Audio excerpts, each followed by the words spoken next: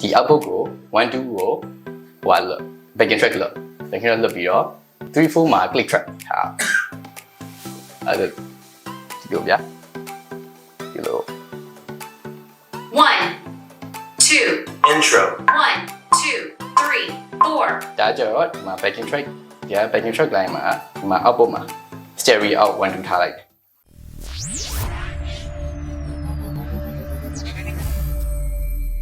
ကျွန်တော်အသုံးပြုရ gear တွေပေါ့နော်မဖြစ်မနေကျွန်တော်အသုံးပြုရနေနေဆိုတော့လိုအပ်မဲ့ပစ္စည်းတွေပေါ့နော်ဒါတော့ laptop ကတော့အဓိကလုပ်မယ်ပွဲမှာ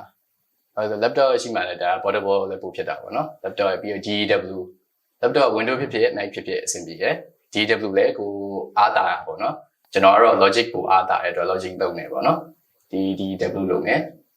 ပြီးနောက်တစ်ခုကတော့ interface ကကျွန်တော် stereo လွတ်တဲ့အတွက် 4 in 4 out ပါတာပိုကောင်းတယ်ပေါ့နော် in ကတော့မလို့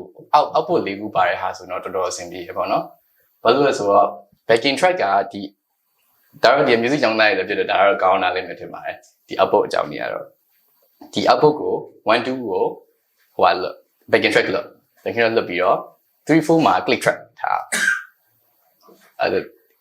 ဒီလိုဗျာဒီလို1 2 intro 1 2 3 4ဒါကြတော့ဒီမှာ backing track ဒီ backing track line မှာဒီမှာ output မှာ stereo out 1 2ထားလိုက်တယ်ထားပြီးသွားလို့ရှိရင် metronome မှာကြတော့ဒီမှာ metronome setting ရှိရပါတော့ logic မှာအဲ့အချိန်မှာ output ကို3 4 သို့မဟုတ်5 6ထားလိုက်လို့ရှိရင် delta beat တန်3 4ရရောက်အောင်ပါပေါ့နော်မထွက်တော့ဒီမှာ output 3ကိုဒီစာကိုသူတို့ဘက်ကိုပေးလိုက်လို့ရှိရင်အဲ့ဘက်ကနေပြီးတော့ကျွန်တော် AEM monitor ရော metronome ပြန်ထည့်ပေးမှာပေါ့နော်အဲ့ဒါတော့ click track အကြောင်းပေါ့နော်interface ပြီးသွားလို့ရှိရင်ဘာလုပ်မလဲဆိုတော့နောက်ထပ်ရေးကြည့်ရin-ear monitor in-ear monitor ကတော့ကိုဒါလည်းကိုစိတ်ကြိုက် brand သုံးလို့ရတယ်ပေါ့နော်ဒီထက်ပိုကောင်းတာလည်းအများကြီးရှိရပေါ့နော် Shure တို့ကတော့အများကြီးရှိသေးတယ်ဒါပေမဲ့ဒီကတော့နည်းနည်း affordable brand ပေါ့နော်ကျွန်တော်လည်းဒါပဲသုံးနေအဆင့်လည်းအဆင့်ပြေရဆိုဒီ X5 လေးကျွန်တော်သုံးပါတယ်ဒီကတော့ဟိုမှာ transmitter receiver ပေါ့နော်ဒီကောင် mono ထွက်တယ်ပေါ့နော်နေရာတိုင်းမှာ stereo လည်းဒီနိုင်ငံမှာအရင်ကြီးတော့မပေးနိုင်ကြဘူးပေါ့နော် line မလောက်တဲ့ဟာတွေရောဘာလို့သူတို့ဟို error လေးရှိနိုင်တဲ့အတွက်ပေါ့နော်ဒီ mono နဲ့တင်အဆင်ပြေပါတယ်ဒီအားလေးရဲ့ဒီနှစ်ချက်ပေါ့နော်ဟိုနှစ်ချက်ဘာလို့လို့လဲဆိုတော့ဒီ in-ear ကတခြား flow monitor တွေနဲ့ဆိုလို့ရှိရင် click track ကအလုပ်မဖြစ်ဘူးဘာလို့ဆိုတော့ mic ထဲမှာအဲ့အတန်တွေပြန်ဝင်တာရှိမယ်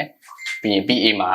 click track ကြီးထွက်နေရကြတော့မလှသေးဘူးဆိုတော့နားထဲမှာ click track ကြားနေရမှာအဆင်ပြေတော့ဒီ in-ear ကတော့ပိုအဆင်ပြေရပါတော့flow monitor နဲ့ဆိုလို့ရှိရင်အဲ့မှာ click ကြီးကြားနေရရင်ဘယ်လိုမှဆိုလို့ရမှာမဟုတ်ဘူးเนาะဒီ in-ear monitor အဲ့ဒါရေးကြည့်ပါတယ်